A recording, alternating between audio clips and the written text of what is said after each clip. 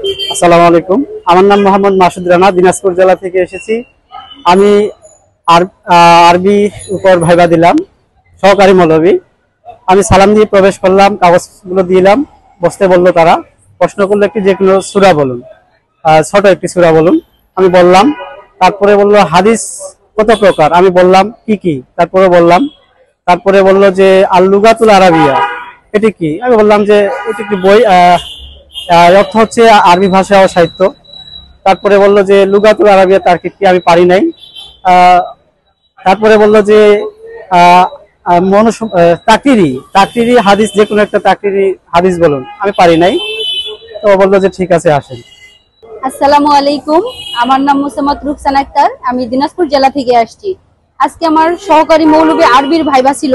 আমি 7 নম্বর বোর্ডে ভাইবা দিয়েছি। প্রথমে অনুমতি নিয়ে ভেতরে প্রবেশ করলাম, স্যার বসতে বললেন, বসলাম। তারপর স্যার আমাকে জিজ্ঞেস করলেন জালিকাল কিতাবু লা রাইবা ফি হুদাল লিল মুত্তাকিন শব্দের এই আয়াতটার অর্থ কি। আমি বললাম এটা এমন একটি কিতাব যাতে কোনো সন্দেহ নেই, এটা মুত্তাকিদের জন্য পথ প্রদর্শক। তারপর আমাকে জিজ্ঞেস করলেন মুত্তাকিন এটা কোন সিগা। আমি বললাম ওয়াহিদ মুজাক্কার, জমা মুজাক্কার। তখন আমাকে বললেন যে হচ্ছে এটা বহস কি, বললাম ইসমে ফাইল। তখন বললো এটার বাব কি, বললাম বাবে ইফআল। তখন স্যার বলতেছিলেন একটু ভেবে চিন্তে বলেন। তখন আমি দ্বিতীয়বার আবার ইফআলই বললাম। স্যার অ্যানসারটা নিছেন কিনা সেটা আমি বলতে পারবো না। এরপর আমাকে বললেন যে আমর হাজের মারুফের গর্দারটা বলেন, আমি বললাম।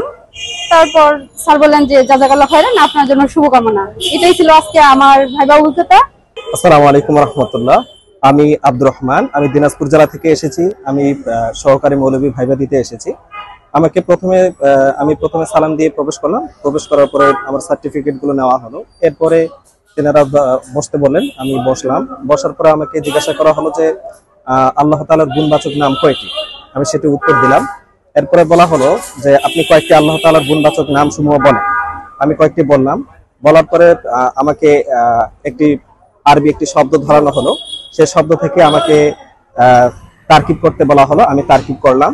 তারকিব করার পরে বলা হলো যে এই তারকিবের অংশটি কি পুরো একটা বাক্য হবে কিনা। আমি সেটাও প্রশ্ন করলাম, উত্তর দেওয়ার চেষ্টা করলাম। এরপরে আমাকে ধরানো হলো টুপির আরবি কি। আমি টুপির আরবি বললাম। এরপরে আমাকে ধরানো হলো যে আমার মাথার উপরে একটি টুপি আছে, সেটা আমাকে জিজ্ঞাসা করা হলো। আমি সেটাও বললাম। এরপরে বলা হলো যে একটি নতুন বই, সেটাও আমি উত্তর করলাম। এরপরে বলা হয়েছে যে বইটি নতুন, সেটাও আমি ভালোভাবে উত্তর দেওয়ার চেষ্টা করলাম। এরপরে বলা হলো আমাকে যে আপনি একটি কবিতা বলেন, আরবি কবিতা। আমি সেটাও যথাসুন্দরভাবে উত্তর দেওয়ার চেষ্টা করলাম। এরপরে তেনারা বললেন যে ঠিক আছে, আপনি তাহলে আসতে পারেন। আমি এরপরে চলে আসলাম। আসসালামু আলাইকুম রাহমাতুল্লাহ। আমি মোহাম্মদ শফিকুল ইসলাম, আমি এসেছি সারসা যশোর থেকে। আমার ভাইবা ছিল 9 নম্বর বোর্ডে। তো আমি প্রথমে সালাম দিয়ে প্রবেশ করি। এরপর চেয়ারম্যান মহোদয় আমাকে বসার জন্য বলেন, আমি বসি। এরপর যিনি আমাদের উস্তাদ ছিলেন, আমাদের বোর্ডে 3 জন ছিলেন, একজন চেয়ারম্যান সাহেব, একজন ম্যাডাম ছিলেন এবং একজন উস্তাদ ছিলেন, একজন হুজুর ছিলেন। উনি প্রশ্ন করলেন যে আপনি কামিল করেছেন নাকি ফাজিল করেছেন নাকি অনার্স করেছেন। আমি বললাম যে আমি অনার্স করেছি। এরপর কোন বিষয়ে করেছেন, আমি বললাম আল হাদিস এন্ড ইসলামিক স্টাডিজ। উনি বললেন যে হাদিস কাকে বলে। তো আমি বললাম। এরপর বললেন যে হাদিস কত বড়। আমি বললাম মতনের দিক থেকে 3 প্রকার। তো তখন উস্তাদ বললেন যে আমি বাড়ি যাব, এটা আরবি বলেন। আমি উত্তর করলাম। এরপর উনি বললেন যে আমার নাম আব্দুল্লাহ, আরবি বললেন, এটা আমি উত্তর করলাম। এই ছিল মোটামুটি, আমার খুব বেশি প্রশ্ন করা হয়নি, 4-5টা করেছে আর কি। আসসালামু আলাইকুম, আমি মাহমুদুল্লাহ, আমি জামালপুর থেকে এসেছি। তো আমি পরীক্ষা দিলাম সহকারী মৌলভী আরবি বিষয়।